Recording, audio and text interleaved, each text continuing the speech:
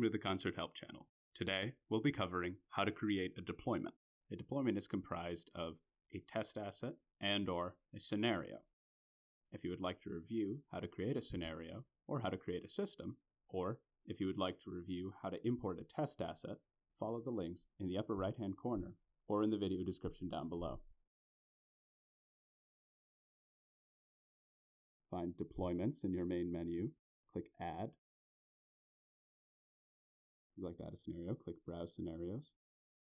Find the scenario you would like, click button on its card to view details. We will cover adding test assets in a later video. Enter a name. Enter any custom properties you would like. I decided to skip that. Review, make sure everything's to your liking. Now you can click Finish or Finish and Launch. We will cover launching a deployment in a later video. In the meantime, you are now the proud owner of your very own deployment.